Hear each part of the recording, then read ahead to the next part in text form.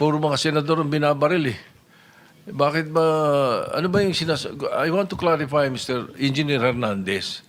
Ano ba yung sinasabi ng abogado mo merong 6 na senador kang babanggitin? Ano ba yon? Your Honor, ang banggit niya po siguro yung laman po ng computer ko. Actually, may mga congressman po na nandun na hindi po senador yung laman nung computer ko. So fake news yun, ha? May 6 na senador na nunumbrahan mo daw.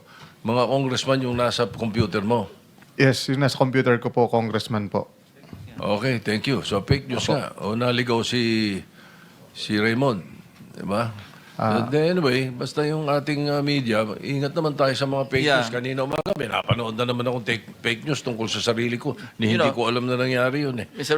Senate President, I agree with you kasi maraming mga insinuations, nabanggit, Senator Sherwin Gatchalian, Senator J.B. Ercito, kung sino-sino na lumalabas na pangalan. That's why we need to clarify kasi ikaw ang kinukote nung lawyer.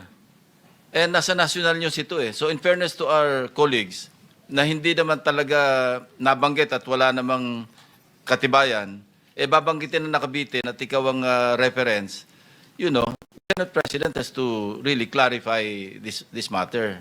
Because this is a sensitive issue. Hindi ba? Imagine, Senate Finance Committee, biglang sasabihin ng lawyer mo na, of course, he did not name names, ano? Pero may mga insinuations na sumunod, binabanggit yung mga pangalan. So for the record, Engineer Hernandez, hindi totoo yun. Hindi po, Your Honor. Alright.